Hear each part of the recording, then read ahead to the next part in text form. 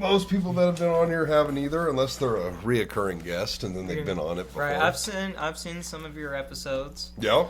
And I saw Payo a little bit. Talked about smoking. Yeah. Oh, smoking meat. Yeah. I was like, smoking? What were we talking about? Okay. Am I good? Yep, you're all good. Awesome. Yeah, this is your second time out here, Yes. but the first time was a little bit different. It's a little weird. You were sick. Yep. And I had to pick up the key card Yep. to get in the shop, which that was a nightmare. Which part? Oh, well, after getting the card, I got to the shop, and I'm realizing, like, as soon as I get in the shop, scan the key card, boom, and I see some of the lights, I know how to turn them on. Mm-hmm. But I was running around the shop for like 45 minutes, just trying to figure out how to turn the air compressor on and the beam welder lights. Beam welder lights. Like the lights above. Yes. I didn't want to work in a complete dark environment. Got to see what I'm doing. Yeah. So I was trying to figure out that. So it took me about an hour until Payo come in. Yeah. And he didn't knew I was coming, and he didn't knew that you weren't going to be there and Right. all of that. So he was just coming in and realizing I'm alone, and he kind of felt bad, but thankfully he helped and got everything. Did he end up welding with you, or what was he doing? He came in originally to do inventory outside, material, counting, and all that. But he's like, you know what? Screw that. We're gonna.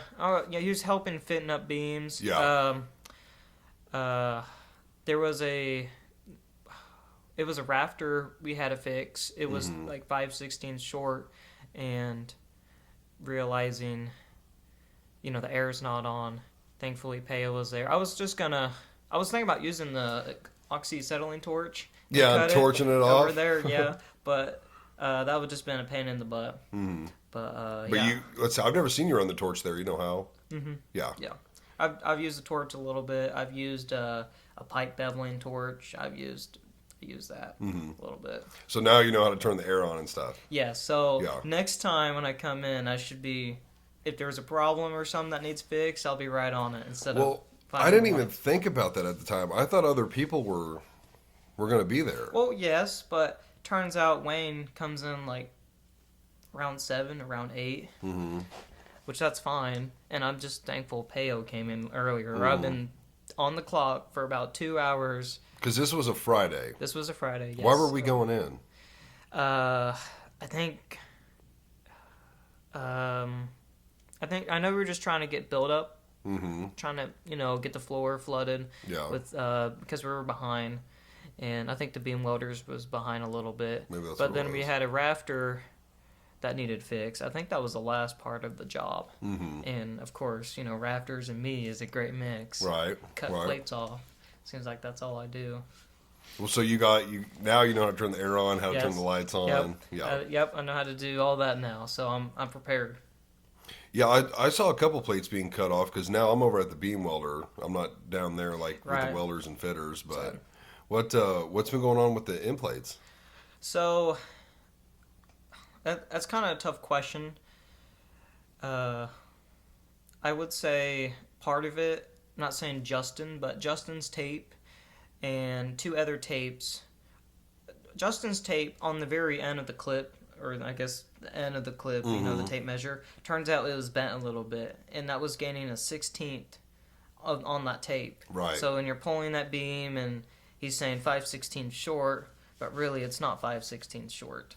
It's a 16th off of what that is. And so it's only a quarter, which is allowed.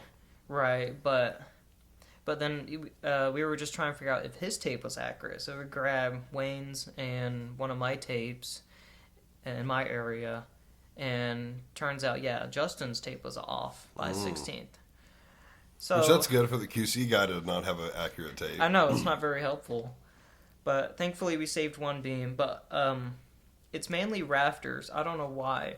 But I get in that groove, that adrenaline rush. Like you want to get things going. You're in a good groove, and you're not really thinking twice on things. Right. And it's not just me. Jordan, the same. We had Jordan and me. We checked 2 rafters, and we thought we had it right. It was all good, and we knew it was short, but not 5/16 short, Right. or something like that.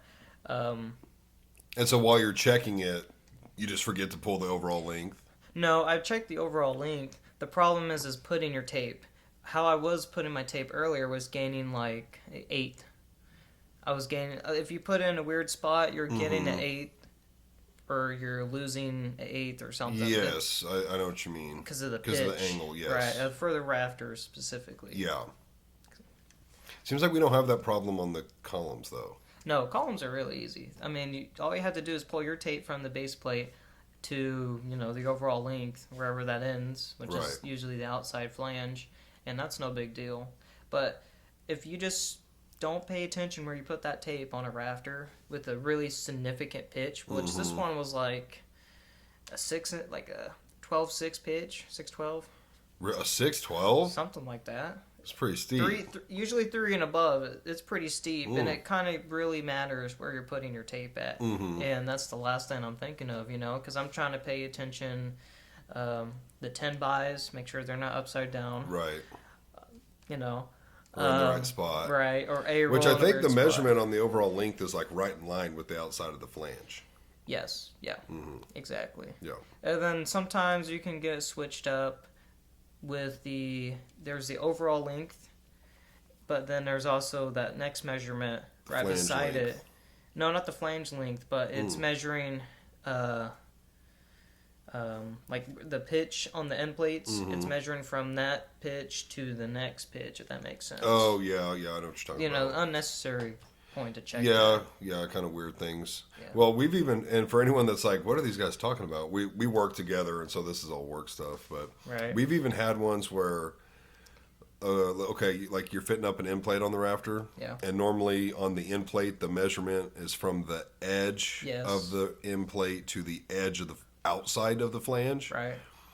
We've had them before where they gave you the measurement to the inside of the flange. So, like, you normally when you look down the line on the outside, we've had to do it where it was looking down the line on the inside. That's so stupid. And I don't even remember how it got caught or who caught it, but yeah, we had at least fit some. Was this recent or? No, Since I've been here? Yes, I would say, yeah, for sure. Okay. It's been like probably 6-8 months ago. 6-8 months, so. I got no clue. How long have you been there now? Oh God. Has it been a year? No, it's been about 8 months. Okay, I figured it had to be close. Yeah, I started in late June or early July. Yeah, that's when I started. Yeah, it's been about a year though. I'm loving it though. It's amazing. It's definitely different. Did you go to welding school before? No. I guess you call it school. I did a C-Tech or VOTEC program, they call it, over at Crowder College, at a career technical education center over there in Neosho, and I did welding for 2 years, and I did a career prep class my sophomore year in high school. This was in high school, and I did a career prep class over there, and I did a lot of welding over there.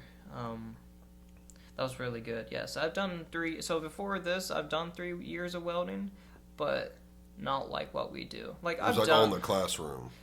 We did shop. I mean, we were majority in the shop. Yeah, that's what I mean. Yeah. Right, but it's totally a different world. You do a little bit of welding with each process. You do this and that a little bit, but coming out here and into the real world and realizing that it's completely different in the welding industry from being educated and then coming out of school and actually taking those skills you learn and coming over here, which it helped, but was not prepared for that. In what way? Because, I would imagine it gave you a leg up, like going to a school for it. But, like, Thomas was there, right, when you first started? Yep, Did you take your test under him? Or? Yes. I took, when I was in the process of being interviewed. Yeah, you came in and did a test weld. I did a weld test before. I've done many before, and I won't say many, but I've done a few in welding school, but not like what I did at Steel Tech. Why was it so different? Well, I don't know if Thomas actually did a destructive test or.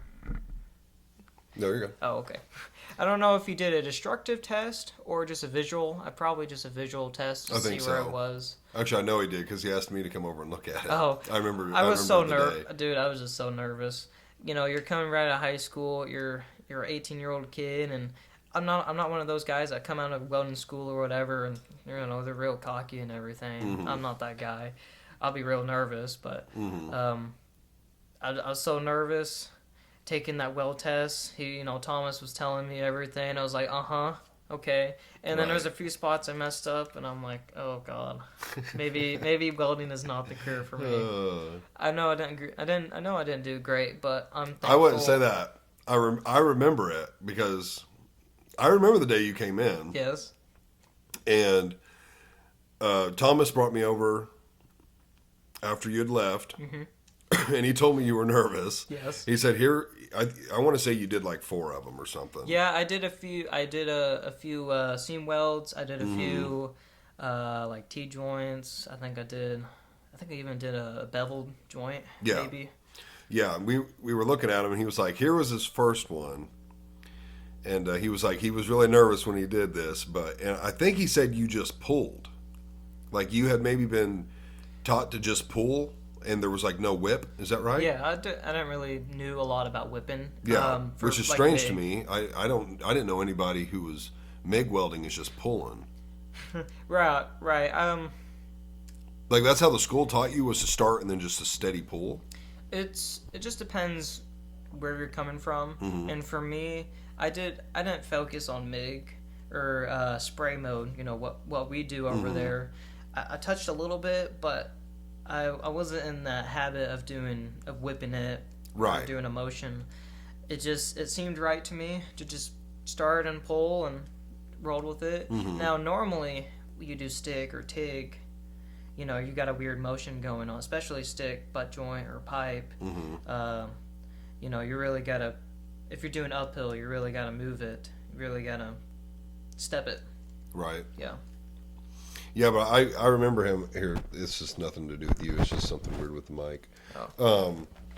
Yeah, I remember him coming over and or bringing me over, and he was like, and then look at these. I was like, hey, those the other ones. I was like, those look good. Like those look fine. He's like, that's what I thought too. Well, another thing is when I was coming in, I do the weld test, and then after realizing I messed up on a few things, and I won't say hatred to myself. I'm just not very humble about, I don't really look. I don't think that's the word you meant to use. No, not humble. Humble would be like you're very cocky. No, I don't know how to explain it. I want to say passionate. I just knew I could do better. Mm-hmm. Like I always had that feeling that I can always do better on the next one, and I wish I'd done better. And I don't know. I overthink it. Mm-hmm. Overthink a lot of things. Well, it obviously worked out. Yeah, it worked out. I'm just thankful Thomas took advantage of me and definitely, In what way? Not advantage. I know. I'm not great in English. No, dude, it worked out because we just recently quit doing stats, but you hold the record in the hybrid style of welding. Yeah. It was pretty impressive. I remember the day you were welding those giant rafters. Yeah, that was good, especially those end plates. Those end plates weigh way more than me. I mean, there was one end plate that weighed like 230 pounds, and the other one weighs like 110. And dude, that was a lot for me. It was tough. Yeah, that's right, because it was hybrid. You were fitting, QCing, and welding your own. By myself, yeah. Which I love that day. It was amazing. If I had one more rafter that day, if I just did one more, then I could have really set a good goal. It was still pretty high. I think you did 9,000 or 10,000 pounds. Yeah, I did 10. It was like 10,106 or something like that. Yeah, still a very good day. Yep, I have it on that sticky note still you gave me. Is it still over there? Yeah, I still have it on my wall. I have like 3 or 4 sticky notes piled up. Of what day, like what date, time, and date. Man, it does kind of suck we're not doing stats anymore because I enjoyed doing that for you guys. Has that been confirmed? I think so. Think so. Because I, like, anytime you guys would set a record or have like a level 3 welder day or like just whatever it might have been, whether we all had a good day or whatever, I would go through and, as I'm doing them and be like, oh shit, like they hit really good weight, good pounds per hour. Like, I'm going to write that down and take it to them. Or especially if they broke records. Like, if any of you broke a record, I was instantly coming over to you. Right. But even just good days, it was like, I'm going to write their shit down, bring it over to them. It's good to know where you're at. It's good to know that you're making progress. That's how I look at it in stats. I don't think the leadership looks at it that way. They don't understand. Yeah, I mean, a lot of us have talked about it, and people like it. They do like seeing when they have good days, and or even if it's like, hey, the weight's been low, like what's been going on, and lots of times, like I'll see it and I'll just know these beams suck. Like they're lightweight. Yeah, they're lightweight. They're complicated. Yeah. Like, I don't care who's welding. I don't care if you're like always a level 3 and you get level 1 Doesn't matter where you're at. It just plain out sucks. Like, you can try so hard for a few days and you can get nowhere because of just how light and how complex those beams are. Especially if it's like one beam has one part. That's, you have all these like what Wayne was saying earlier. Yeah. In the week, you have all these one-on-one parts. We've been doing that all week on the beam welder. And I know it. I mean, it's stupid. Yeah, which, I mean, they were coming over in sets that were similar, which helps. But a true 1-1-1 job, which we've had, there's almost no beams that are alike.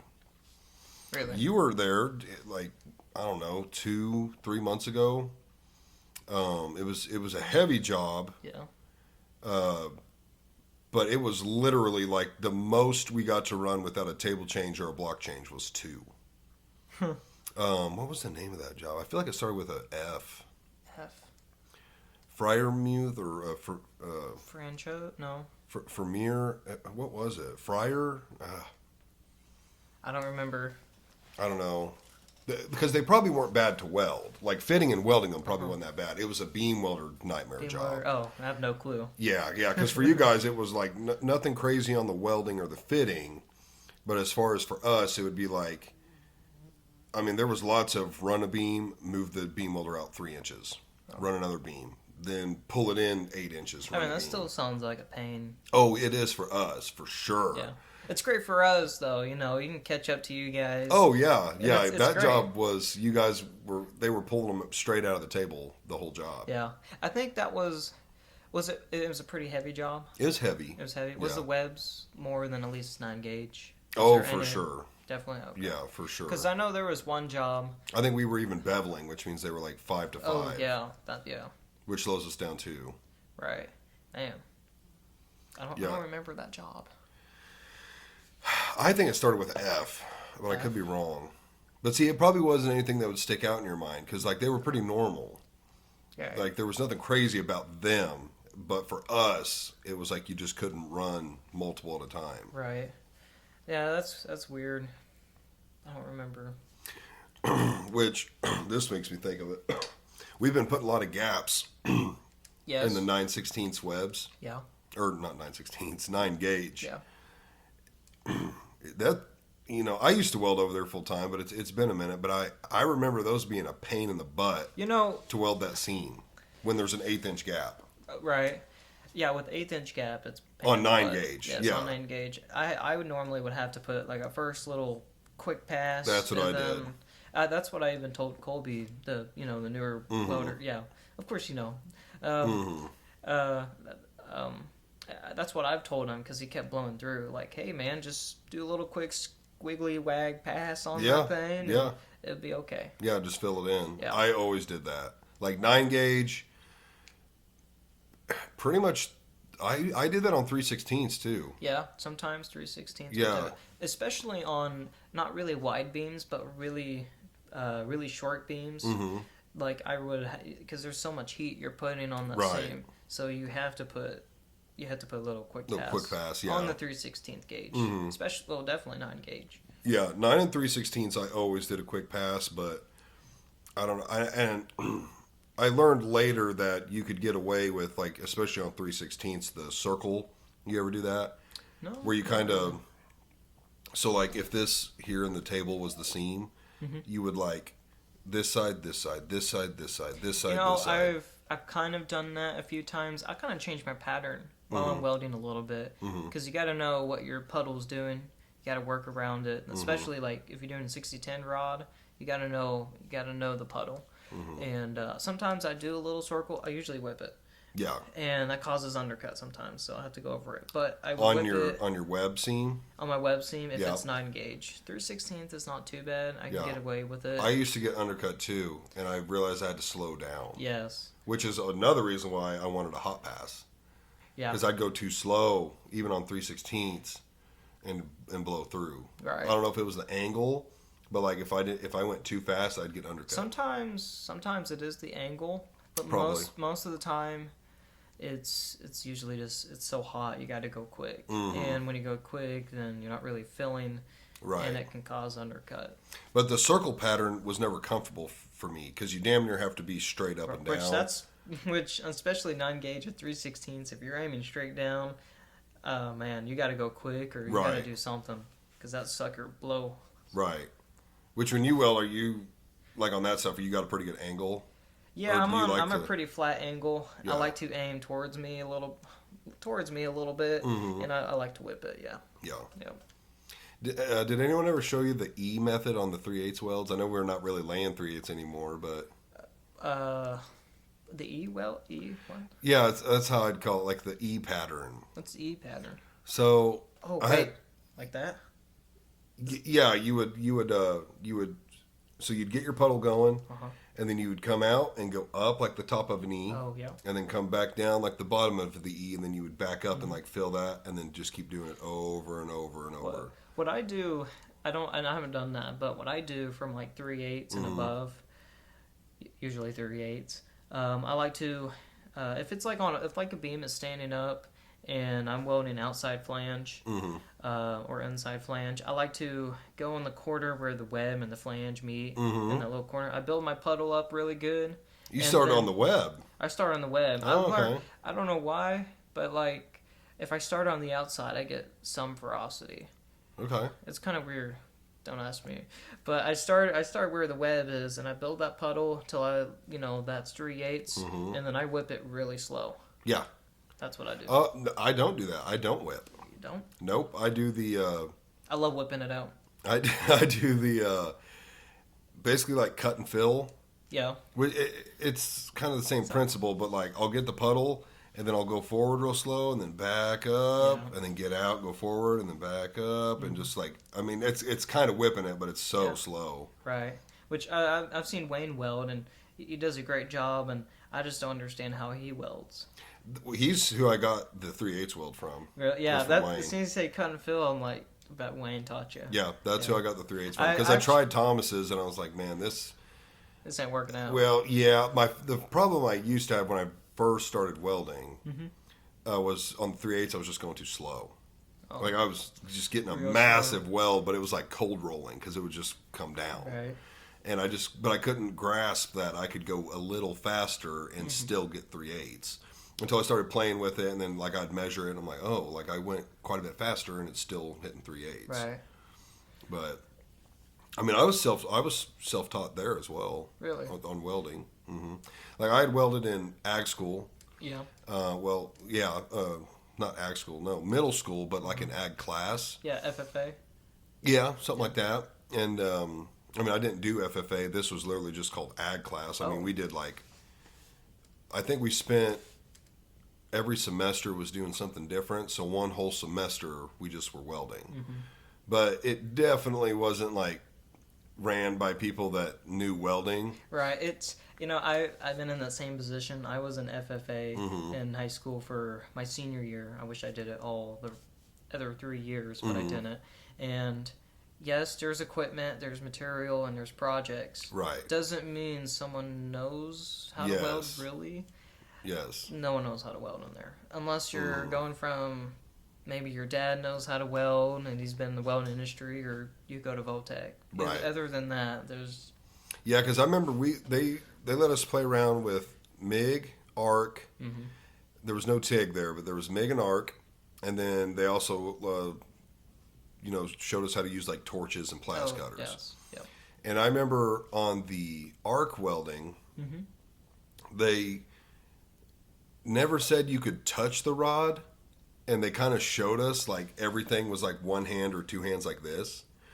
So I just never assumed you could grab the rod with your hands. Like I thought it would shock you. So instead of having like a full rod and welding like, because I see a lot of guys, they'll like hold it down here. We were all like this.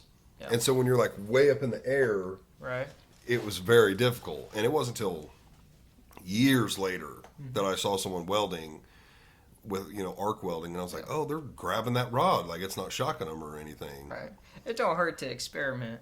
Well, in middle school, I just was like, we better do it how they showed us. Right, no, I would do the same. Absolutely. Yeah, I thought it was weird. I was like, that would have been way more comfortable, especially on like a full piece, a brand new stick.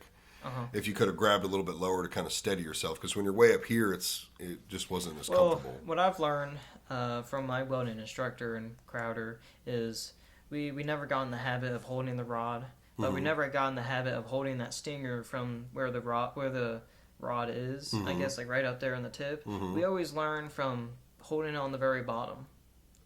Because hold it like on like the handle. Hold it from the very bottom.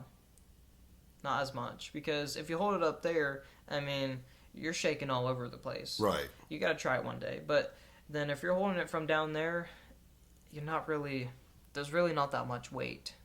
And don't hold it very tight. And I'll tell you what, it's really pleasant. It's really smooth. So you're not holding onto the rod. You're hanging onto the bottom of the handle. Yeah, the electrode holder. Oh, okay, yeah. Yeah, stinger. I call it stinger, but other people call it whatever. But I hold it on the very bottom. Same thing for TIG. Depends what you're doing on TIG. If you're doing freehand on TIG, then you usually want to hold it on the very top. It gets hot, but. Do you have a preference out of those three? Like which one you like the most? Like what process? I did a lot of stick, but at the end of the day, I love TIG for sure. I never really touched stainless pipe with TIG, but TIG was my favorite. Really? Yeah. Now that's the one with the foot pedal. No, well, it just depends the machine, what you're running, what's the rig. In a way, it's not always the foot pedal, but usually, and if you're in a shop, a foot pedal. Yeah. And then you have like the gun or whatever, and then something you're feeding to it. TIG torch, and then you got your wire, which could be any type of wire that you're welding on specifically. I've never done TIG. Never done TIG. Never done it. I love it. It looks super complicated. Well, of course, yeah. At first, it is. It seems very complex because you got to focus. Your angle of the TIG torch, and when I first learned, I didn't do wire. I just had I welded aluminum. That was the first thing I ever did TIG with, and we just used a TIG torch and we would melt the metal into a puddle, and we would just learn from that. Really? No wire. No wire. People always think you need wire. You don't always need wire. It depends. If it's like a fillet weld, in a way, maybe. I'm no expert, but that's just what I've learned. And TIG's only for aluminum or stainless, right? No, you can do steel. Oh, you can? Oh, I guess I didn't realize that. Yeah, Schedule 40. You can do black carbon steel. You can do mild steel. You can do just about anything. I didn't realize that. Yep. It's pretty cool. I love it. And I have some pieces at home that I kept. I wasn't supposed to keep them, but I kind of snuck them in my backpack and I took them home. Yeah, little trophies. Yeah, absolutely. I have all my tests, my bend straps that I did well test, all of that. Yeah. Caleb, how old are you? I'm 19. 19. Yep. You were 18 when you started. Welding? At Steel Tech. Oh, yes, 18, yes. 18, golly. I know. It's crazy. You're just a young pup. I am young. It's kind of weird. It's not weird. I mean, I was 17 when I was working, at Lazy Boy. And furniture? Yeah. Yeah, you were selling furniture? No, I was production. I was one of the upholsterers. upholstery. Where's that at? It's located in Neosho. I did not know that. It's in their industrial area. It's nearby. Yeah. Actually, it's right by Crowder. Okay. So it's kind of convenient on Mondays. Which East Newton is the high school I went to. Mm-hmm. They would do the 4-day weeks. So Mondays they didn't have school, Mm-hmm. but Votech still had school. So Really? So I would go, and I was such a sweetheart. I was such an amazing guy. Mm-hmm. To the welding instructor, he allowed me to stay in the morning and afternoon class every Monday. So I get to weld for 8 hours a day, TIG, stick, whatever. You got to go both classes. Got to go both classes, which That's I was nice. in the morning, but I wanted to get as far as I can in the class. So Mm-hmm. being in the afternoon, put 8 hours every Monday is great. And then after Crowder, or after school, then I would go straight to work, which was only like 2 minutes, Mm-hmm. 2 minutes from Crowder to Lazy Boy production. And this is high school. This was high school, yeah. This was my senior year. Wait. Oh, okay, that's Monday. So the rest of the week you had normal Rest classes. of the week, normal classes, yeah. So But only in the afternoon. Every morning you were at Votech. yeah, every morning I would put in 4 hours. That was a shift. Yeah. And then after that, I would go to. I didn't have lunch. I'd opt out on lunch. So after Crowder, then I would go straight to 4th hour class to FFA. I go in there and normal school day. And then after that, then I go to work. How many days a week? For work, Yeah. 5 days. Really? No, 4 days. 4 days, but I say 5 days because ever since I started till about my last few months, I worked every Friday, overtime. It was 40-hour weeks, but we were just so behind all the time. Wait a minute. What do you mean 40-hour weeks? How are you getting 40 hours in? Full time. Hold on. Hold on. I did part time too, though. So Mondays you're at Votech 8 hours a day. Yes. Tuesday through Friday you're at Votech for 4 hours, school at 4 hours. And then you went and worked. I did part time at Lazy Boy for a while. Okay. And that was only 5 hours.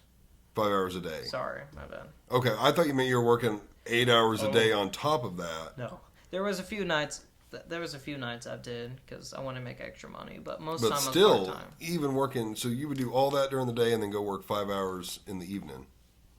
Yeah. What was that, like 5 to 10 or? It was actually pretty tight. Cause it was a pretty tight time schedule. Mm-hmm. So let's say Tuesday, wake up in the morning, you go to Crowder at supposed to be there at 8 till like 11:30, Mm-hmm. and then you go to school until 3:30. That's when we get out because the 4-day week. Since school went on a 4-day week, they took away Monday. You still got to get the minimum hours Right. through the state of Missouri. So they added an extra hour every day. So that should have made you get off at 4:30, right? No, it would be 3:30. Originally got out 2:30, just like Really? the show. We got out at 3:30 because I never got the 4-day thing. I always went to school 5 days a week, but we got out at 3:30. No, we got out 3:30 though. If I'm thinking right, got out 3:30, and then only had about. I had about 20 minutes, like a 20-minute, 30-minute time schedule, Mm-hmm. but I had to drive from high school all the way to the other side of Neosho in the industrial area, Right. and then I had to get ready for the day and then clock in. I only had about 30 minutes. Right. Dealing with traffic, and school is just getting in. I'm getting out of school, so they got a bunch of buses and all that. Wow. It was a hassle. It sucked. So you were motivated. I was motivated, and I was nonstop working. Did you just wanted to make money? Well, yeah, I want to make money, but that's just it. I don't have any excuses. I want to make money, Yeah. but I also wanted to. I had a thought that if you have a job, you make money, and then I wanted to get a car. I got a car, and thinking that if I can get a car, I can come into Crowder more often. Usually I would come in early at Crowder, come in a little earlier, maybe 30 minutes before school starts. And if I have no homework or classwork going on. I was just going straight into welding. Mm-hmm. I was straight in, get down with it. And having a car is nice. And then having money, pay for that gas and the car, it's great. I don't know. I started in the summer, lazy boy. Right before school started. It was a great time to get a car. And I think that was my plan. Mm-hmm. I wanted to step up. And that was all your senior year? Yes. Yeah. It was all my senior year. Well, I had no idea you worked there, or that we even had one of those around. Yeah, I know, right? It's really weird, like a lazy boy production facility. Yeah. In Neosho, Missouri. Yeah, had no idea. There's only like 8 plants in the world, and I think 8 plants. There's one in Mexico. Oh no, they just shut that one in Mexico. But yeah, there's one plant over there, and they don't run all the furniture and everything. They run certain styles and all of that over there. But yeah. And so it's crazy they hired at 17. I had to mention that. The youngest they can hire was 17. Really? Yes. I wonder if it's because of the machinery or something. I have no clue. I didn't do machinery or I didn't do anything. It was just a staple gun. I mean, it can be dangerous if you don't know what you're doing.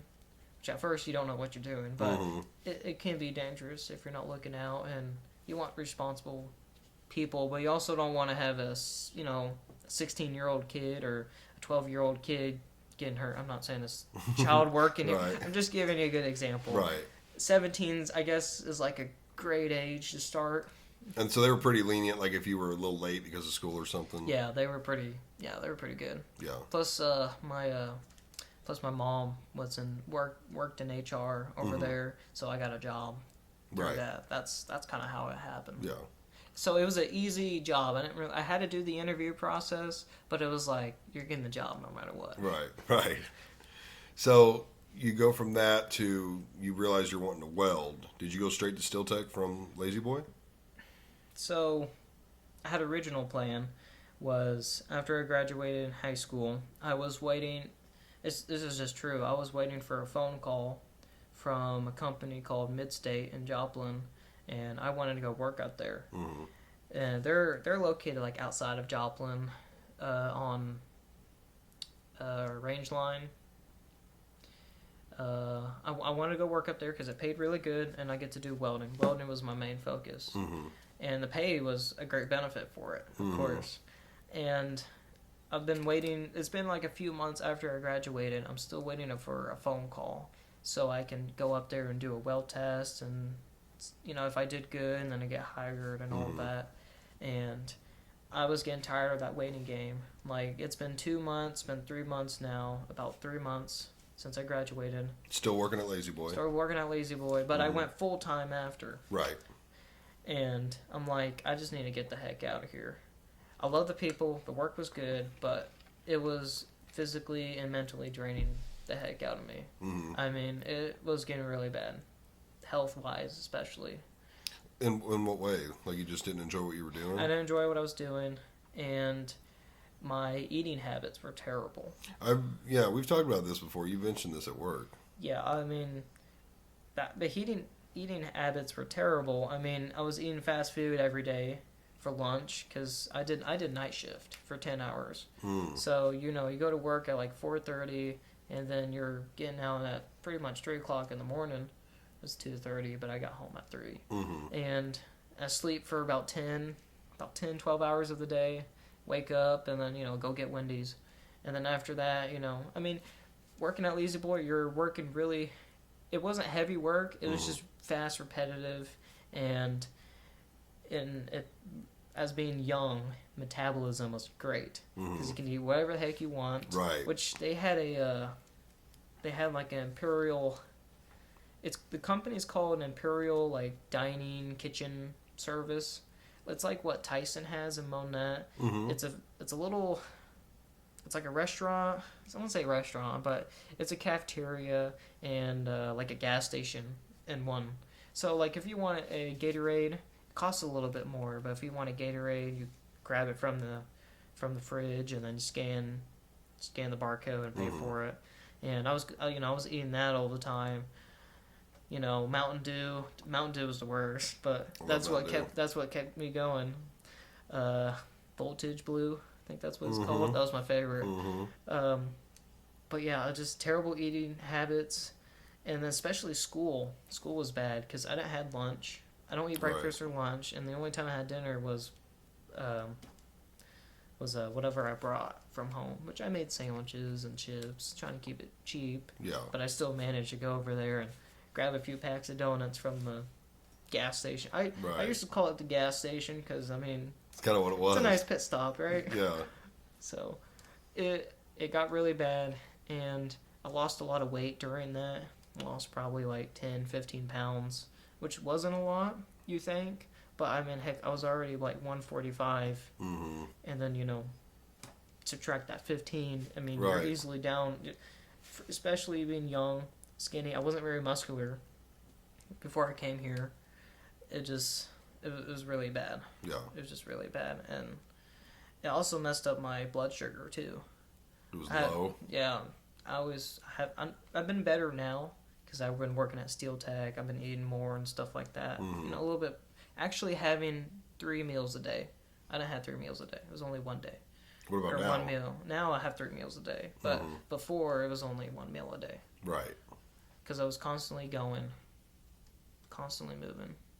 Blood sugar problems happens once in a while now, but before it was pretty bad. Where you do now, just eat something and kind of brings it back up. Yeah, yeah, one of those deals. Which Mountain Dew was great. Mountain Dew saves you. Yeah, that'd keep it up. That'd keep it up. Or Hershey's chocolate bar or something like that. That's. So you got tired of waiting. Got tired of waiting. Yep. And how'd you find Steel Tech? So actually, I had a family member mention like Steel Tech. They were like hiring welders or whatever. I was like, oh really? And how'd they know about them? I don't really know. I think it was like an advertisement or something they did local, which at the time was the park here, the park in Monette. That's right down the road from, you know, Frame Plant. And it's like Steel Tech's about hiring welders, and it's convenient. You know, they're making good money, especially young, making good money. It's only about 25-minute drive. And I'm young. I want to be financially smart, so I want to save money. And that was great. It was perfect. It just, math is mathing right there. Yeah.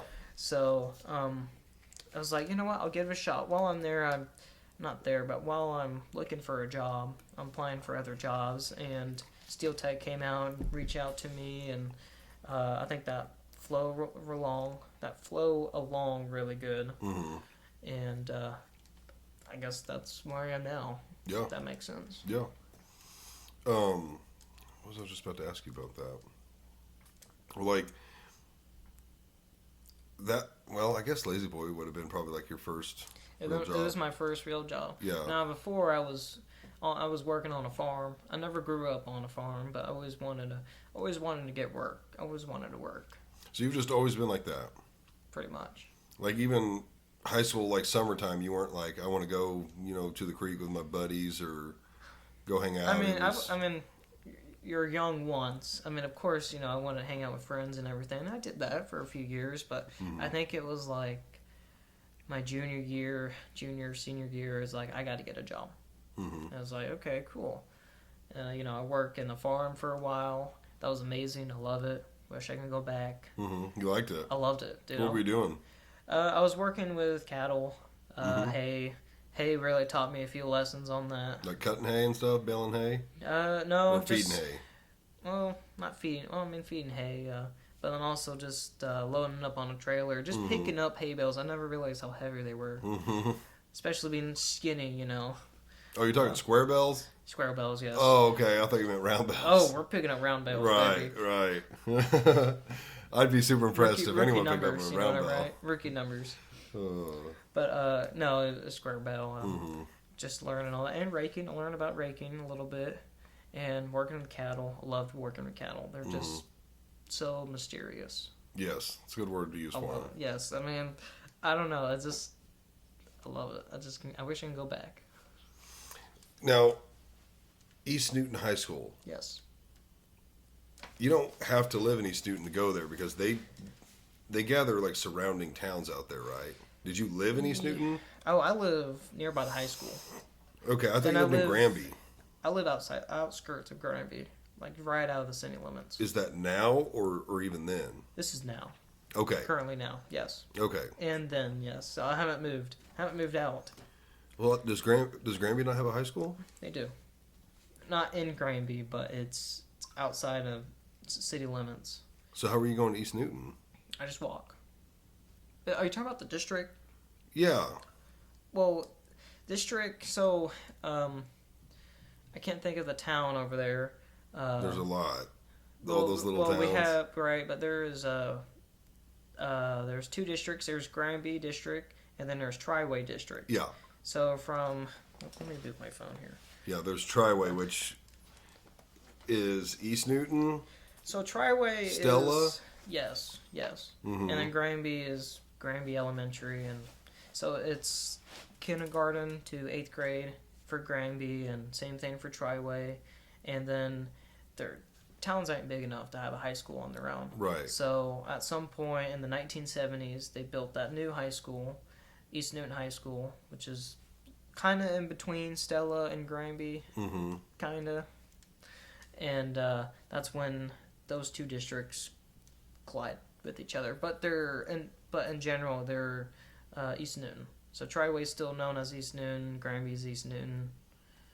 Okay, and It's Stella. What about there's like Pioneer?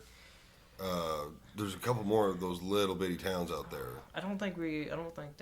Oh, did they not go there? No. Okay, because there's. I'm not too for sure on how that works. Mm-hmm. I went to school over there. That's all I know.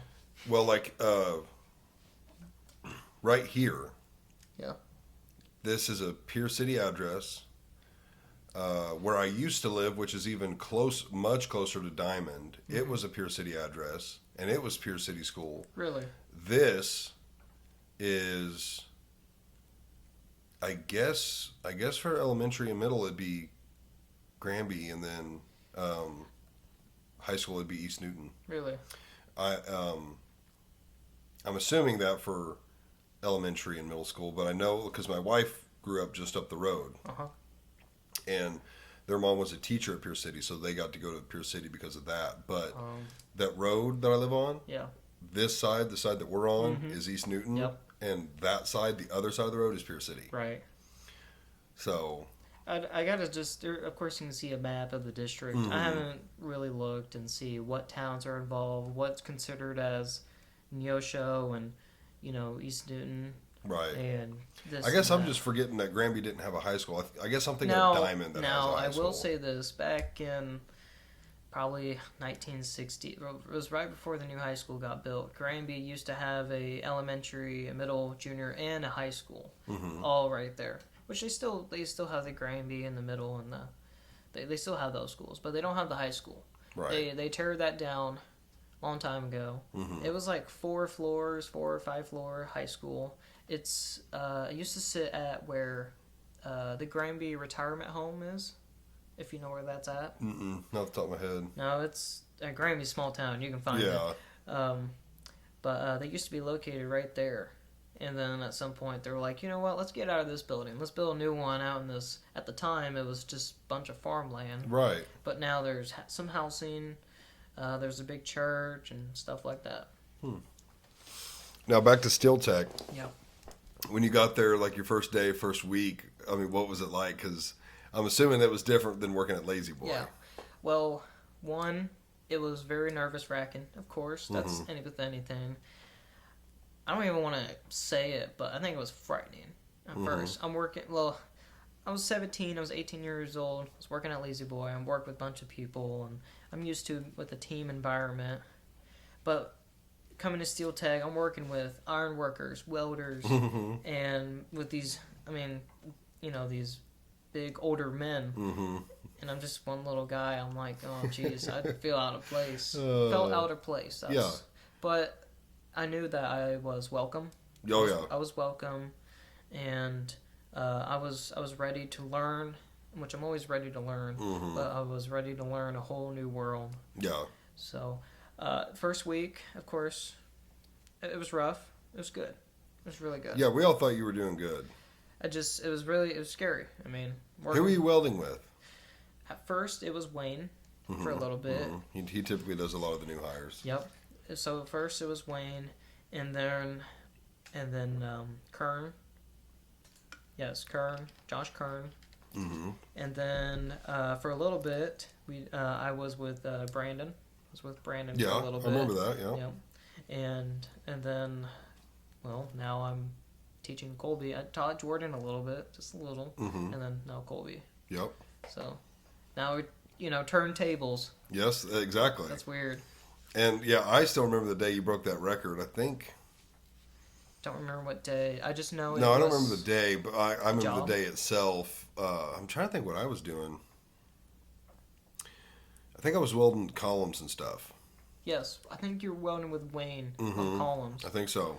Because the rafters were huge, and so were the columns. And the fit-up station. Yes. Because they were so freaking huge. Yes, that's right. It was for TEI, Thermal Engineering up in Joplin. That sounds right. Yeah, I'm sure you remember. Yeah. I actually have a bud that works up there, and I told him, like, hey, it's coming your way, man. I made, I weld this for you as a joke or whatever. Yeah. I don't know. Yeah, I vividly remember it because Max came over and I think said something about you were on your 8th or 9th beam, and I was like, what? There's no way. That was like 1 hour, like fitting, QCing, and welding. I was like, well, there's no way. I'm going to say key, but I would just say key. You know what my key was to get that, or I guess to be really fast? What? Just take your time and look at the beam, look at the near side really good. That's what I did. Because, like, the defects we've been having recently is just from the beam welder. I mean, there's just some things you just can't catch. Yeah. When you're on the beam welder, I understand you got so much going on and you need to catch up. And I know there's a lot of going on, but there's things you just can't. Especially with how it's running right now. Right. And you guys do a great job, what you do. But there's just some things you can't catch. So if you just... and I've taught Colby this, teaching the good habits. If you take your time, double check everything, look at all your welds that you've got so far. Again, when you flip the beam, that's just what I did. I make sure I got everything. Right. That's what was my key to success on that. Was just take your time. Because you probably didn't have very many comebacks. No, I didn't. I think I had one defect that day. That was it. And I think it was just I don't know, porosity or undercut. Usually it's undercut. But yeah, I had like one defect. How do you feel about the new welding system? New welding system? I really like it. I think it works great. I haven't really welded much, since... I think it's amazing. Especially, we were in the middle of that job, which we had a lot of heavy welds we had to make then, but not anymore, because now we make smaller. I mean, the biggest weld I had to make was 3/8. That was it. Even now? Yeah, now. Yeah. What are we doing 3/8 on? Oh, there was not a rafter. I want to say it was during that job when they changed the welding procedures on that job. But then a little bit after, I don't know what job, but a little bit after, I think the biggest weld I had to make was like 5/16, and then there was one that had 3/8. But like the biggest weld you're going to have to make nowadays is like 3/8. If that. I think that's pretty usually rare. Usually 5/16 is pretty common now. Right. You're talking like if the end plate's gapped or something? Yeah, something like that. Yeah, like that. Yeah, if something is needed gapped, it's like 5/16, 3/8.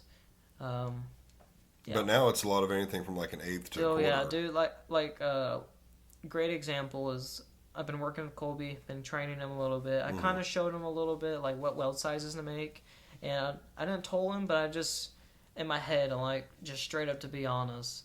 I mean, I haven't bothered showing him like what size of a weld you need to make, because honestly, you can just squirt some metal on the, on a column and you'll be okay as long as it looks good. Because now the smallest welds we make is an 8, right, 3/16, and that's all we do, and it's great. Right. I love it. Now the stiffener on the haunch, it's 100%, right? 100%. On the web or the web and the flange? Web and flange. So, just on the haunch though. Yes.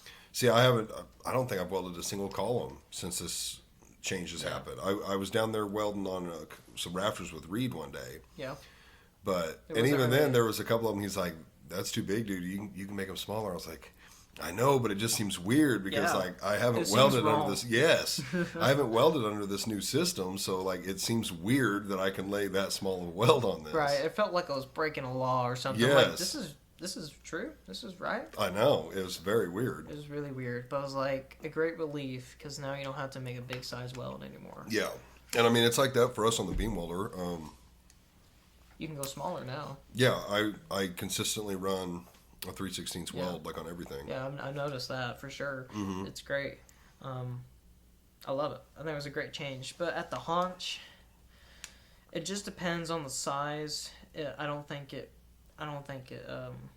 Needs helps. 100%. Well, not 100%. I just like when we're getting the bigger columns and thicker stiffeners and everything. Because on the haunch, you need to make the right size weld for it. And when the columns get bigger and you have to weld that stiffener 100%, I kind of think maybe it's best to just get 50-50. Right. Like, I think it's kind of unnecessary. Mm-hmm. I don't know.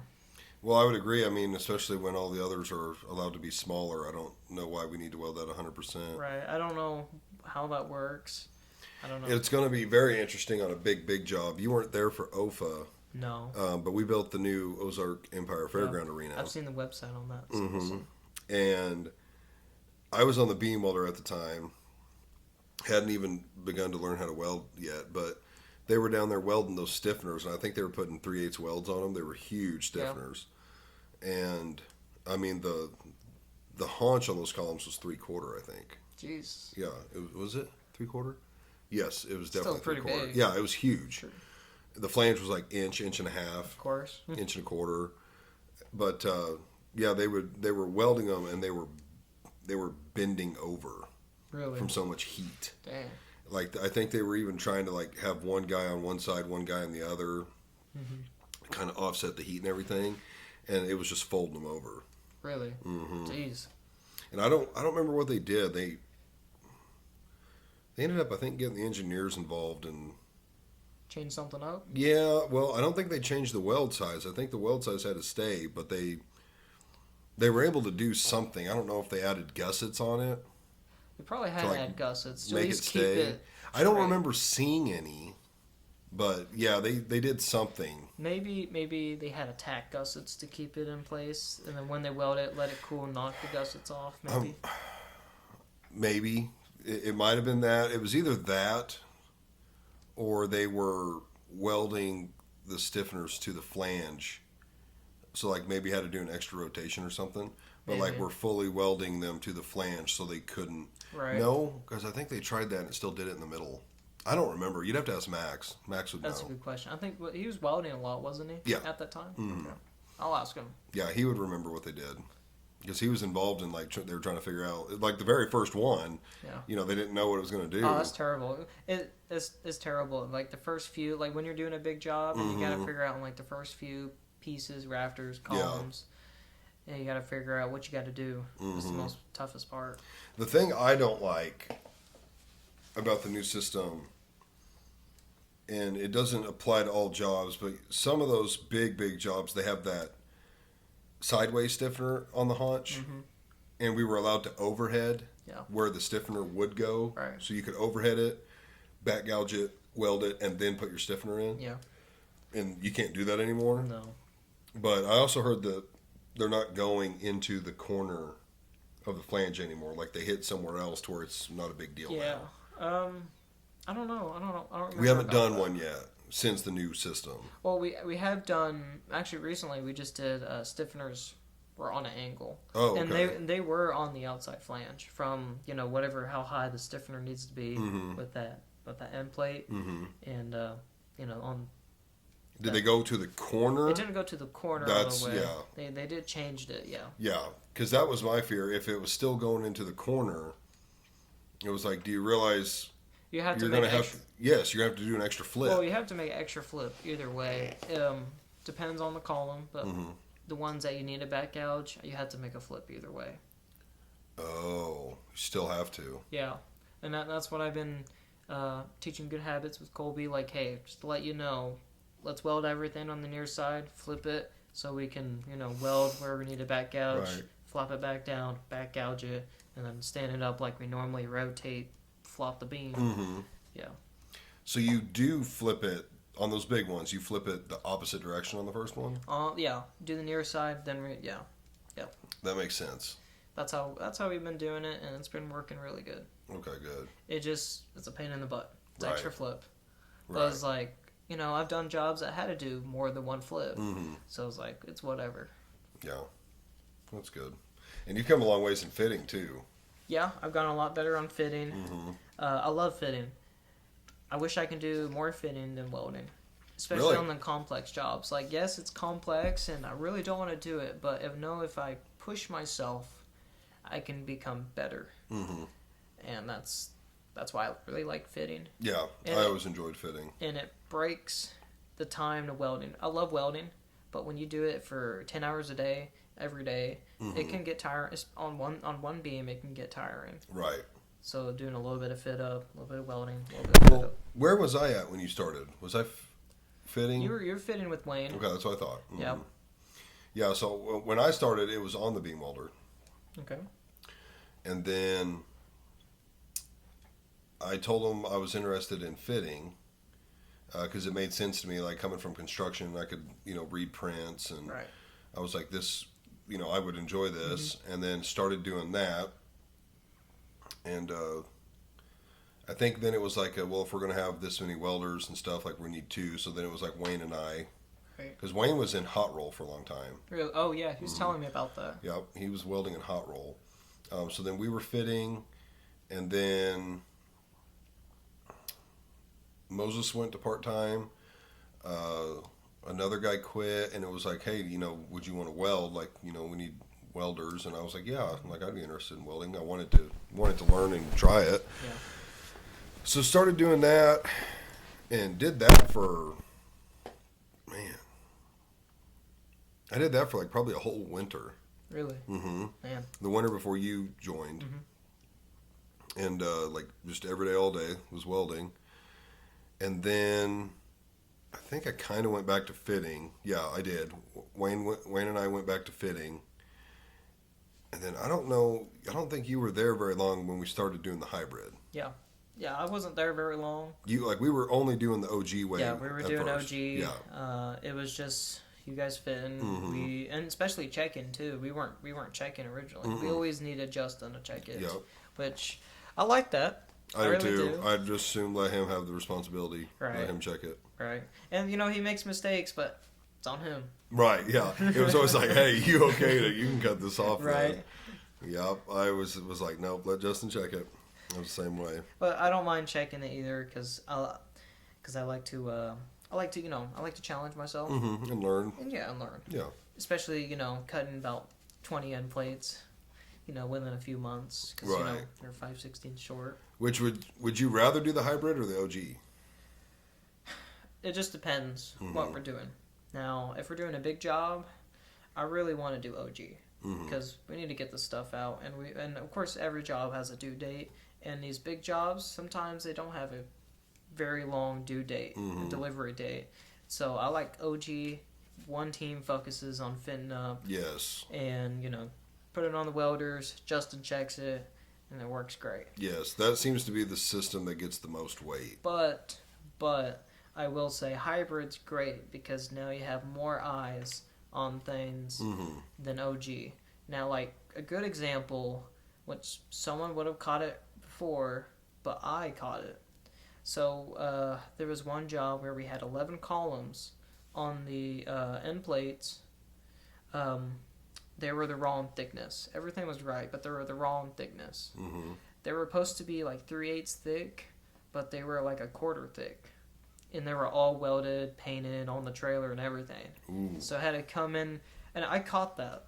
I was the first person because I had to check a beam for Jordan and I think Kern at the time. I think they were welding together. And I had to go over there, check a beam, and then I noticed the thickness was wrong. And I go to Justin and was like, hey, what's up with this? Or I think it was Kyle. I went up to Kyle, and then we found out the issue. And then Kyle already had like 12 plates, parts, already been made, and realizing they're wrong. And then on the ones on the trailer are wrong. So it saved us time. Right. But we had to still come in a Friday and cut those off and do that. So I think hybrid is great for having more eyes. And it can make it less monotonous when you're just welding. Right. When you get to, like, I look at it, it's a pro and a con. Like, if you're just welding, you know, sometimes that can just get a little old when you're just welding. Yeah. And same with fitting, when you're just fitting. And so the hybrid it can be nice when you're like, okay, now like I don't just have to weld all day or just have to fit all day. I can do both, kind of go back and forth. Yeah, it's nice to have it break up. Yeah, it is nice for that. I feel like when we're under the gun though, and like got to get the job done quick, it's like let's just do OG. Yeah. Because it is faster. It is faster. It's more efficient. Mm-hmm. I mean, there's a lot. I mean, there's just a lot of good things about it. Yeah. So, but you know, of course, everything has good and bad. Mm-hmm. I mean, and a good thing that really come from it was everybody got to learn how to fit in QC. Yes, that was a the great biggest plus. thing. Because you know, there can be a time where Justin's not there, or Wayne and somebody else that doesn't know how to fit at the time. Mm-hmm. Not a lot of people knew how to fit, and it's good now that we have more than one guy to rely on. Yeah. Yeah, because I remember even, I think let's see, you were there for the start of hybrid, and we did it, I think. We only did it for like 2 or 3 weeks. Yeah, we did it for a little bit, and it wasn't working out. Yeah, and we instantly were like, we're going back to OG. Right. And then I remember it was like, well, at the time we had 4 or more welders. And I feel like we had this weird job that came through where it was like kind of weird to fit. Yeah. I don't remember the reason, but like they were difficult to fit, but super easy to weld. Mm-hmm. And so you guys were catching us. And then it was like, hey, that's I think when we come up with the hybrid. Yeah. Because that other way, the new way, was called the new. So we had the OG, which is how we always did it. Uh-huh. And then the new way, which we called the new. New. Yeah. And then thought of that. I think Thomas. Yeah, I can see that. Thomas came up with new. And then I came up with hybrid. Because we were having a meeting about it. And I was like, well, why don't we do kind of both? And it's like a hybrid. That's the word I used. And I was like, let's call it a hybrid. Yeah. And they're like, what do you mean? I was like, well, if the fitters, Wayne and I, if we fall behind, instead of the welders waiting on us while we're fitting a beam, they can take one and fit it themselves. And that'll help us to where they're not just taking them from us as quickly as they can, or we're just behind and don't have one ready. Right. They can just take one, fit it, QC it, all that, and then weld, and that'll give us opportunity to start getting a stockpile again. And it was like, boom, that's what we're going to do. And that's kind of what we always do now. Yep. Like if... It's a rare day to have OG now. Yeah, it's a rare to have OG because you guys are probably fitting, a couple a day. Yeah. And that's where the hybrid come from. It was like, well, now that we've done the new and everybody knows how to fit and QC, if the fitter falls behind, they'll just take one and they got do it backup. themselves. Yeah, exactly. It works great. I think hybrid was a great decision. I've talked with a lot of people that that work at Steel Tech and the frame plant about the new system, or they kind of talk to me about it. Like, yeah, they tried this for a few weeks, didn't work out. It sucked.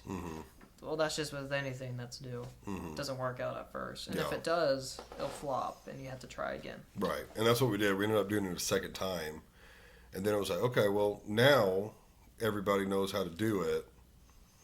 No question, OG is faster, but if somebody needs to take a beam and do it, they can now do it. They can do it now. And that helps speed it up, because instead of just standing and waiting, they can help the fitter by taking one and fit it up. Right. Yeah, it helps so much. I love it. Especially me wanting to learn a lot of new things. Right. Hybrid is what did it. Because when I first started, I got comfortable with welding. And I know I was seeing you guys fit over there. I'm like, man, I really want to learn how to fit. And I was telling Kern at the time a lot, but like, dude, I want to fit. I want to fit. I want to do this new thing. I did a little bit of fitting pipe and butt joints, and I've read a little bit of blueprints, but I've never done anything like this. So I've always had that mind. I really enjoyed it when I was doing it. I mean, I still do, like, whenever I go and help Wayne and stuff. But, there's something satisfying about, like, having a big old stack of beams right there and then just going through them. Yeah, exactly. Yeah, it's pretty satisfying. It is satisfying sometimes. Yeah. It depends on the job. Depends Sometimes on the job. Well, even the ones that are terrible, you're like I remember a couple. We had like a massive stack of columns on the floor, and every time we'd get one gone, I told Wayne, I'm like, 8 more, 7 more. Yeah, I've told Jordan that they're I can already tell he's miserable doing these columns or rafters, and then I'm done with my side of the beam. I try to get much as I can done. That's where I can reach. And I just kind of look at the floor, kind of count how many's left that's fitted and checked. I count the ones that need to get fit, and I just tell Jordan hey man, you only got 12 more to go, right? Or you got 20 more to go. It's all right, man. It's gonna be fine. Oh, don't worry about the next job. It's just like this one. Right. I love it. Yeah, I still enjoy it. I wouldn't mind, if we ever get super far ahead, come down there and weld for a little bit, because we've got to weld a couple times. Done that, yeah. There was a time pretty much everybody on the floor was welding. Hot roll, build up. I don't remember what job it was. Justin, Kyle, Randall. Don't put Kyle and Randall in a team welding together. Don't do it. Gets a little complicated. It doesn't get complicated. Nothing against on them. I love everybody, but they did not make that much progress. Randall kept going to Justin. Oh man! Trying to figure out hey, is this a good weld? Right. Almost every other weld, which it's good to know if you're making a good weld or not. Right. Is this good or bad? But doing it about every other weld doesn't help. And then you have Kyle he's used to welding the flange a lot, and you got to make a big weld on a flange sometimes. Right. And he was making big welds. So Randall's been known to make some big welds as well. Yeah, so then if I see a big weld that someone else has made, I'll say that's a Kyle weld. That's a Kyle weld. Nothing gets on them. It's funny. On the beam welder, every now and then, we'll have to weld gaps. The table just won't close them up, and sometimes people will put 1/4-inch welds on it. And I'm like, dude, it does not need that. We're literally just filling the gap. Yeah. And then the beam welder is going to run over it and weld it. And so, if you put a big weld, it's not going to run over it. It doesn't run over it very well. It looks huge. It just doesn't look that good. Is that why sometimes I see a really chunky, rounded weld? Yes. I was going to use the word rounded if you didn't say it. Yep. That's why. That's somebody putting a 1/4-inch weld down. Yeah. And, the beam welder's running a 3/16 weld over it. And so it just kind of makes it a big blob. Yeah. So I've learned, especially on the where we might just be filling a gap that we can't get to close up, little 1/8-inch weld, just enough to where it doesn't blow through. But then we've had weird ones center rafters. This is a perfect example. Okay. I had one do it to me this week. I don't know if you got the beam where it welded on the web. I got one beam. Yeah, that was the only one. Because I stopped letting it do it after that. But sometimes, depending on the severity of the angle, the beam welder can make that angle. Yeah, it'll hit it and then just keep going. Okay. It might come on the web a little bit, but the first one, I've seen that. It did not make the curve. No. And it welded 4 or 5 inches down onto the web. Yeah. I've seen that. Yeah, I did. Yeah. We had 2 center rafters. We had 2 of them. And those are the ones that typically do it on. I've seen one, and those center rafters, they get 2 stiffeners right there. And I see this big old 3 or 4 inch weld just on the web. I'm like, what happened here? Yep. So when the arm hit the ridge, instead of it moving, the roller hit it and then it stayed. So then it just started welding, and it was bending it. I had to click stop on everything and stop the machine. That one was probably too steep to let it try, and I didn't from there. It was a pretty steep hit. That's why there won't be stuff welded sometimes. It's because I'll stop it, I'll lift the arm, reset it, and then start welding. Honestly, again. That's just the best decision. It is. It really is. Instead of me, because sometimes we have to grind that beam weld if it's on the web. We have to grind it, especially a stiffener being right there. Which we didn't had to. It was perfect enough where a dog ear on the stiffener, not dog ear, but where the angle. Yeah. Yeah, it was perfect. But, and then sometimes we can't weld. We actually had this, I think, probably a month or so ago, where we couldn't weld the end plate. I had to stop before the end plate, lift it up, let it go past, and then put it back down. Because the holes were so big and at the perfect height that the roller, the wheel, would go in the hole and get stuck.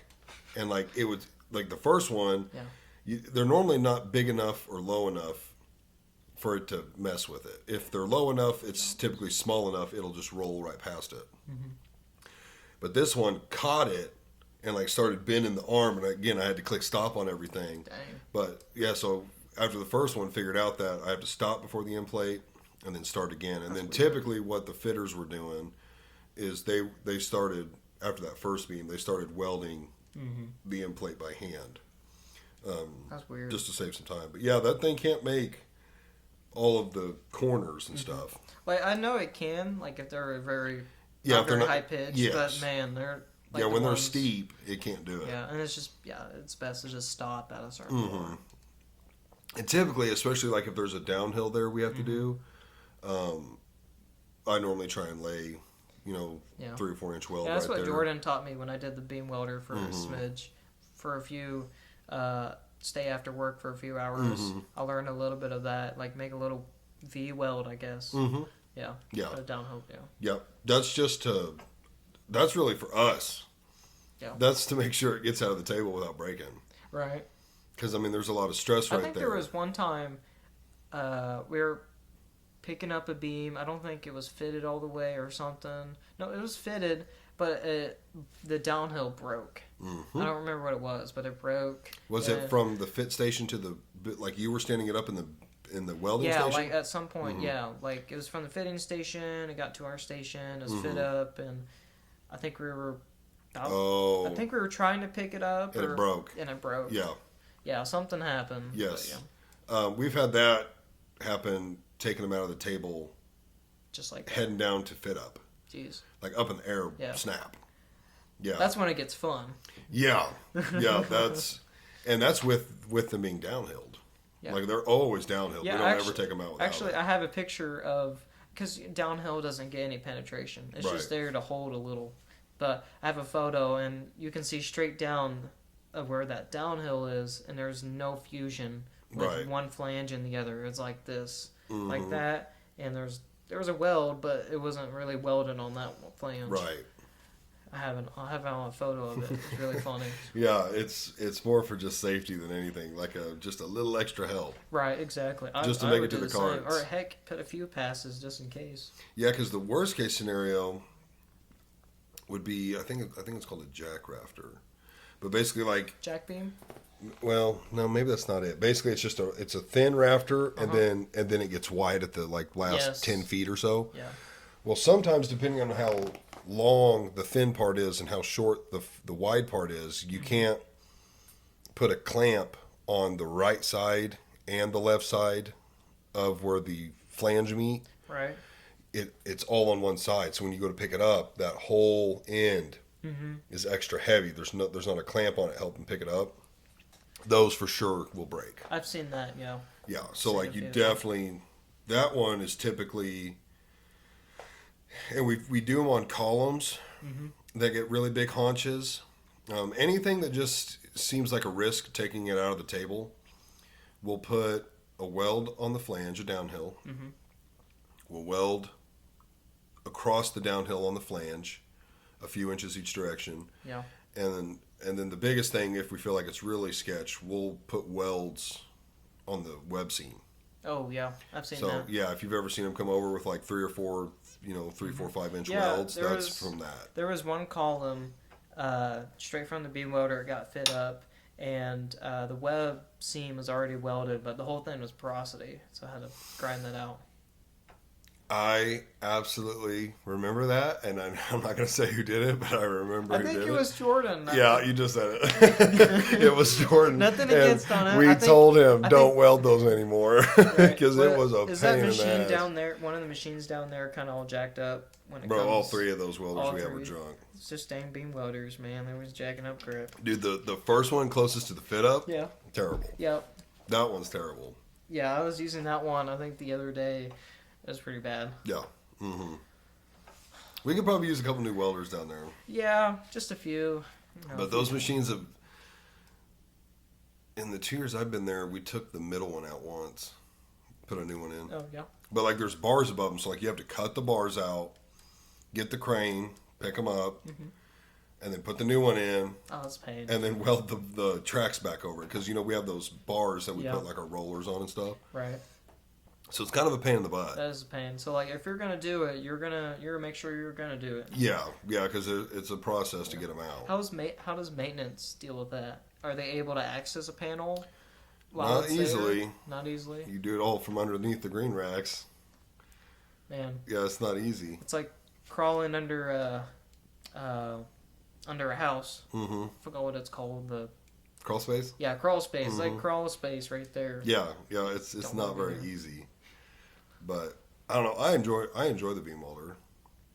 Yeah, when I did a little bit. I liked it. It was different, and I kind of learned a different world of this process of what we do. Yeah, it is. I do like having the welders understand what goes on over there, because I know that you guys love to give us hell, and we do the same thing. Oh, I know. But there's certain times where, like, I've had guys who are welding who have worked it long enough to know why, and they're like, "Yeah, I saw that." Like, I know. Like, they were like, "Yeah, I know why it happened." Yeah, like one thing, that's a great point. Is sometimes during on the web seam, there's like around the web seam on like the flange. Sometimes it messes up sometimes, or it doesn't weld. It welds really weird. Yes, I'll explain this to you. Is it because of the rollers? Yes. The wheels. Yes. Yeah. Jordan told me that or something. Yes, it's all the time. So where the weld on the flange is, it's kind of bubbled out. Yep. When the roller hits that, it will either, most of the time, it just leaves no weld or a small weld, and that's why I mark it. Or it will do just a little burn through. Yeah, I've seen that. Yeah. For whatever reason, it's very common on the flange seam where it's welded, like by Kyle or us. If we have to weld over there, it'll burn through right there. Yeah. And I don't know if it's because it's a weld and it's been ground smooth or whatever, but that's really common. And then anytime where there's a web seam, it's really common to burn through right there. Now, when I'm fitting, I personally always put a tack, like if this is the web seam, right, I put a tack on this side, and right in the middle. Yeah. And that's to help it not want to go down, and to also help that little bitty gap that's right there. If you put a tack right there, that can help. Yeah. I've noticed on the web seam, like sometimes it makes a good weld right where the flange is and the web meets, but sometimes it leaves like a high or a low. I think once in a while on a low, but usually it leave like a high, small weld. Yep. And sometimes that's one of our defects we don't get all the time, especially after welding a seam weld. You get a bunch of spatter and smoke, and sometimes it covers the beam weld, and you can't really see, unless you get a flashlight out or clean it, you can't really see where the high spot is. Right, yes. I get that a lot. I won't say a lot, but I get that sometimes. Yeah, that's really common if there's like a big difference in the thickness, which we always try and make the near side flat, like with magnets or whatever we can do. But it just doesn't always come out perfectly flat. Right. And again, if you don't have a good tack there, and like this side's 9 gauge and this side's quarter, well, it might bend that 9 gauge down just a little bit more. Right. And so when it goes, so like if here's your 9 gauge and here's your quarter, and it's got a boom and bump up, that's why you get that high weld, is because that welder's right behind those rollers. Right. And so when it bumps up, 1/8 of an inch, The welder also bumps up. the welder bumps up too. That's weird. So that's why you guys see a lot of that stuff. Now, on that beam welder, like the whole setup, talking about everything, is it like, did they had to make that? No, I guess is it's it a machine you can buy. The whole setup? Yeah, the whole setup. Like even the Table. clamps and tables and everything? Yeah, Really? it's the whole setup. Wow. Yeah. I was just curious about that. I was going to ask somebody one day, like, is that a thing you can make in-house, or is it like a company that makes it? Yeah, I think it is. Wow. Yeah, they make it, and you just have to set it up. Yeah. Now, You probably don't know the answer, but do they make longer ones? Like ours used to be longer. Used to be? I when I got hired, it was what it is now, but it used to be 20 feet longer. Really? They took 10 foot off of each end, so they could have more room for beams and like where Sean is with the rod and the cable. Mm-hmm. Yeah, it used to go 10 foot his direction and 10 foot towards the building. There's not that much room then. No, exactly. Jeez. Yeah, it used to be 100 foot. Man, 100 foot. Yeah, you can actually see, like on the track for the beam welder crane, that it used to go down further. Yeah, I can see that. Yeah. Mm-hmm. Yeah, I was curious about it. Man. Yeah, it used to have a 100-foot table. Wow. Which now would come in handy a lot. There's many times I've seen where we run 2 at a time instead of 3 because we just don't have enough table. Right, and sometimes does the beams usually hang out on the side or something? So sometimes.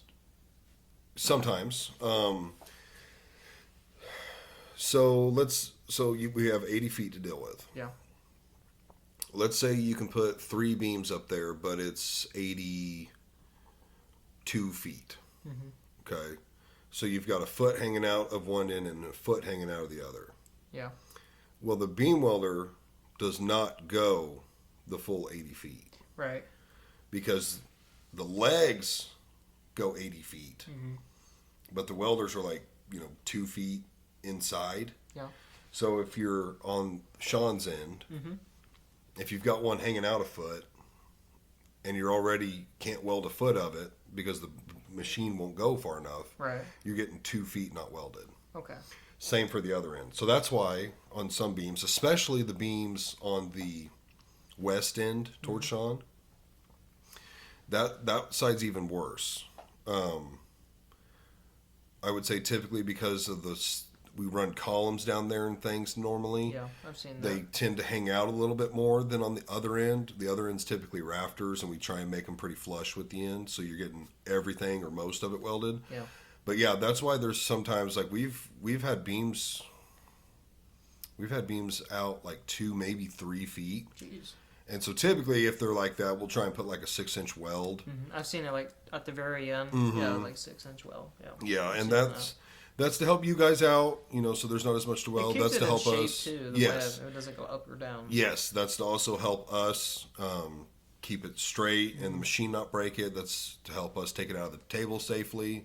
Yeah. So there's a few reasons we do it, but those arms pressing down and out, it's not just sitting on those beams. It's pushing. Oh, it's pushing. So now these we almost always fix. I know I've sent out one. Max was questioning me why we were sending it out, and it was the kind of situation where Fit Up had no beams. Mm-hmm. There was 2 beams in the stations being welded, and nothing ready to pull. And he was like, "You guys aren't going to fix that?" I was like, "I can't. If we start fixing this," mm-hmm. I think there was 2 of us at the time. It was I'm not going to have any beams, ready. We got to go. And he's like, "I think you guys should fix it." And I'm like, I brought Wayne over, and he was like, "I'll fix it. You guys keep running." But some of those boxes don't work the greatest. Mm-hmm. They don't have a lot of pressure. And so what will happen is and we really fight this in the cold, when the airlines are freezing and stuff, if they lose pressure, mm-hmm. even with tacks, it'll bust them. Really? That's how much force is on those arms. Jeez. And so we've had it to where it's welding, and next thing you know, it'll push the flange out half an inch. Wow. And then it leaves a massive gap. Mm-hmm. And what we'll have to do is grind all of that gap out, with an 1/8-inch grinder. Yeah.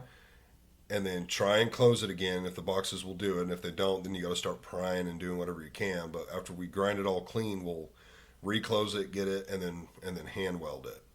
But I know I've seen it one before because it was we didn't have time to mess with it. But yeah, that's another thing that can happen over there. Is those bags can just give away, and so that causes a lot of headaches. You brought up the high weld. That's from the height change. Yep.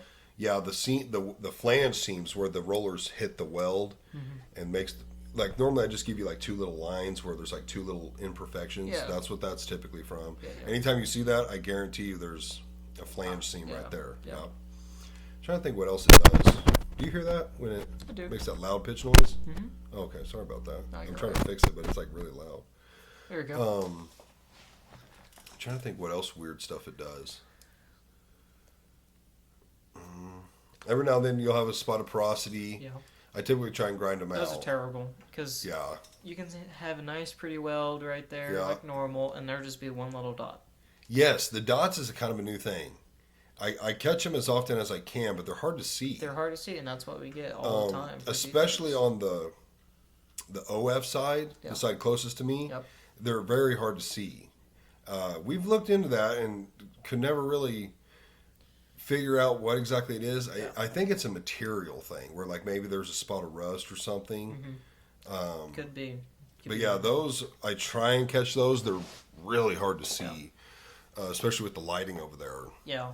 I mean, I usually just look bare eye. I don't have a flashlight. Mm-hmm. I usually, because, I got to get stuff out. Right. I don't want to spend, it's also Justin's job to get a flashlight and look around. Right. Now, when we start getting, bigger beams, like what we were just kind of on the other day, or Thursday, I told Colby, hey, just take your time, look over the beam. We have, a few eyes on it, really go over it. A good routine we do is we grab a beam, make sure it's checked. If not, get Justin or I check it, and he'll start back gouging, and I'll get my, because you're not perfect. No one's perfect. You can't mark everything you see, so I will get a marker and slowly work my way down the beam and mark whatever I find. What have you guys been finding? Really, it's been pretty good. It's been really good. Because I know Thursday, Moses and Jordan noticed some high tacks that were leaving undercut. So yeah, there's a few high tacks where it can cause undercut. Yeah, we figured that out. Now there's a few spots where the beam welder it might be just a tack, like it leaves a little bit of a crater too on the web. I think those are the tacks. Okay, probably a tack. I've seen some people, they put a tack on the web and it's nowhere close to the weld. Anyways. That was happening. Now, the most common thing, what you're mentioning now, that's new is the dot of porosity. That's the most common thing that is just so difficultly hard to find all the time. It's been very strange. Sometimes I have to get a wire brush, clean it good, undercut. I've seen some good spots of undercut. You know why that's happening? Well, kind of like we were talking before, people put a 1/4-inch weld and then you go over that weld and... No. No? What's causing undercut? Do you not know the welder situation? Welder, no. How it just randomly starts welding funny? No. How have you not heard about this? I don't know. Well, are you talking about the beam welder? Yes. Yeah, it just starts welding really weird. Yeah. That's why. Yeah, that's what we've been trying to fix for a couple months now. Kyle and Wayne, they replaced that cable. Oh, they've done a lot. They've done a lot? Oh, yeah. Boards, every board in the welder, every board in the beam welder, the machine part. You know what they could do? If they replaced one cable, right, in the beam welder? The communication cable. Yeah. Might as well, a good option would be is go to the bank, get a really big loan, and buy a new one. That's what we're trying to do. Yes. That's what I've been asking. Your credit score might not be great after it, but hey, That's what I've been asking for, which I heard we sent one of them off to be repaired. Oh, yeah? So that's... We found something else. A credit card will fix everything. It can fix everything. We found something else the other day. I was 95% sure that was it. It made perfect sense. And it was in basically the power cable. And got it fixed. Yeah. And how quickly... That was in the middle towards the end of the day. Was it working really good, and then all of a sudden it just kind of went back to... Well, we did that fix, I think, in late afternoon. So didn't run a ton afterwards, and then was just man, that has to be it. Next day, first or second beam, it did it. But did it went back to normal after that, or was it? Yeah, it was welding fine right after. Yeah, it does it in spurts. Yeah. Yeah, because you ever hear me with the hammer chisel thing? Yeah. Making that loud racket? Yeah. Yeah, anytime that thing's busted out, it did it. Okay. Because like the flux, you can't get it off. No. That's what that thing's for. Oh, yeah, I've seen that. Yeah. Oh, I'm sure you've heard it. It's loud as hell. Yeah, especially when you got 3 or 4 going on. Yeah, it's super loud. So, anytime you hear that thing brought out, that's what it did. Yeah. That's pretty much it. Another defect, not much you can do about it, is when there's spots that slag can't come off really easy. That's a great notification telling you hey, there's usually undercut or porosity in that spot. Is it the little bitty spots that have a little in it? No, or is it a big one? Sometimes there's some big ones. There was a few feet long. I think it had about 6 feet. Holy crap. Yeah, there was a column I was working on one day, me and Jordan, and there was about 6 feet of slag. Was just some slag was in there. Slag trap is what's called. It was just trapped in there, and I told Colby later. I found out that it can cause there would be undercut or porosity. And that was probably that stuff from when the welder's messing up. Maybe. Because I haven't had it recently. It's been pretty good. Well, it's still messing up on and off. Well, yeah. We had one the other day, but really didn't have anything, really. Just if you see something like that, come over and let me know. Because first of all, we need to check, who ran it. Because I've been running it most of the time, but, I wasn't there Wednesday. Yeah. And every now and then, people will run it. Like, when I was doing stats, people might run it in the morning. Right. I'm not saying it wasn't me, but, I want to know whether it was me or not, so we can get it fixed. And then, the best way to see was who stamped it. Yeah. Just to see, okay, they ran it, and then, what happened? Did it mess up? Or? But that's usually my indication. It has been good lately, but there could be a few spots. I had a few spots on a rafter the other day, and I told Colby, anytime you see this, get a grinder or wire wheel or whatever, clean it up, see if there's any undercut or porosity, which there usually is, which in this case was just undercut. But that sounds exactly like the welder messing up. So that's something to look out for. I think that's about it, though. Really, it's just that porosity with the little dot, and I know exactly. And you know what's really weird is when you grind into it, there's only one little spot. Yep. On the surface of the weld, and that's it. Or sometimes it goes in really deep, but really it's only on the top. Yeah, I wouldn't even call it porosity because it's not like the, hundreds of little holes. It's like a really small pinhole. Yes. Pinhole. Yeah, that's what we were calling them because it did it probably. There's normal big ones, and I've seen and I've fixed them, but there's these really weird ones. They're just super small. It was doing it a lot 6 or 8 months ago, and we could not figure out why, and it just kind of quit. But I remember Tim went through a beam one time. He must have made 30 marks, and where they were just everywhere. That's weird. I haven't had that many. We couldn't figure out what it was. Yeah, it was doing it real bad, and it just quit. It's really weird though too. It's usually on my end that has it. It's really weird, and usually the inside. Some do it on purpose. Huh? I was like, someone doing it on purpose. Yeah, for someone's you. doing it. For me. No, but it's usually on my end. It depends on which side of the flange. I think most of the time I've been finding them on the inside of the flange. Yeah. In my area is where I've been finding them. That's the one that's harder for me to see. That's the one I've been having a hard time. Getting. I'll keep that in mind. I'll look at it better. It's so weird. It's usually on my end. Of course, it can happen on the other end. Right. But it's usually. I wonder if it's let's see. And it's right towards the Which end. Which end are you on? The end of the beam or the beginning? Are you closer to the bathroom or away from the bathroom? Away from the bathroom. So that's the end of it. Yeah. It's really weird. And I've been finding it mostly on the inside flange side. Mostly. Now, sometimes it's been on the outside flange. Usually it's in the middle sometimes. But usually it's right there on the end. On the end of the IF. Or the OF. Yeah. It's so weird, dude. I don't understand it. Inside or outside flange. I'll have to look more. I was thinking, well, maybe if it's at the beginning, maybe it's because when it starts up, sometimes it sparks. That's understandable, but it's on. But it's on the end. Yeah, that's so weird. Possibly, maybe when. I don't know how the machine exactly works. Does it use shielding gas? No, it uses flux. Just flux? Mm-hmm. What's the gas for? There's no gas. There's no gas? What's those 6-pack bottles for? Those are for our hand welders. Oh, really? Oh, they're all... Oh, never mind. Mm-hmm. Yeah. Oh, I thought they were a single bottle thing. Nope. No. Nope. Well, have you ever seen us do a filter change? We're up there. Oh, I've seen the filter change and wire change. I've seen that in the flux. That flux comes down a tube and is landing right on the wire. Yeah. And like the way I've had it explained to me is there's gas particles or something in the flux. I don't know. It's something. And it's the same concept, but not liquid gas. Yeah. Weird. But yeah, it's called submerged arc welding, and so that all of your wire is submerged in that flux. Right. And that's all it is. I've seen not like a flat weld of submerged arc welder, not in person, but like I've seen videos of a pipe.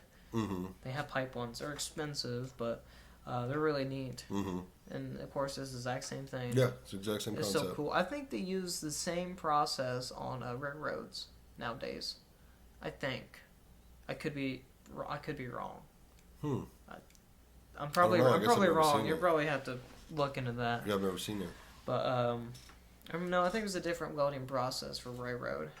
Mm-hmm. I'll ask Mark. He knows. There you go. Ask Mark. He knows. He's anything the one railroad, who did it. he knows. That's right. Well, Kev, is there anything else? I've actually got a dinner to go to. I just remembered. I don't know what time it is. Do you know what time it is? Nope. I have no clue. I don't either. It was I think it's at 8, so I think I'm still okay. But is there anything else? You have a good time? Yeah, no, it's been great. I'd love to come back again. Absolutely. It's definitely been awesome. It's good to talk about. Weren't you nervous or anything? No, I wasn't really nervous. Yeah. I was pretty comfortable. I've been here once. Good. Not inside, but I've been here once. Yeah, the last time you were here, I was in my boxers and answered the front door and like barely had the door open because I didn't want to breathe on you and get you sick. This is like really early in the morning, and I'm going to a whole new location. It's probably like 4:30 in the morning. That was nervous wracking. I'm like, am I in the right house? You find it pretty easy? Yeah, it was pretty easy. You didn't go to somewhere else first? Well, no, because... Every now and then we have people that will like go up the road. I remember you said you built your house, and I'm like, okay, look for something that somebody would build and not a contractor would build. So then I was like, oh, well, I see the house back there. That might be his. Uh-huh. And the gates are open. I'm like, well, maybe it's for me. Did you see the name on the mailbox? That's how some people find it. No, yeah. I just see the Trump flag. Yeah. And I'm like, this is it. This is it. This is it. Yeah. This is it. We probably just hung that up too before you got out here. Really? Yeah. Yeah, because that's how I found him. I'm like, yeah, this is the guy. This is the guy. Which, this presidential election was my first election. It would have been. Yep, that was my first election. Who'd you vote for? Trump. Trump, baby. I was going to say you don't have to answer it, but you no, just... of course I'm going to answer. I think he's doing a great job. Yeah, I fully agree. I won't go too political, but I think he's doing a good job. Hey, we can get political next time. I do politics on here too. Well, I'm not a very big political guy, but you know.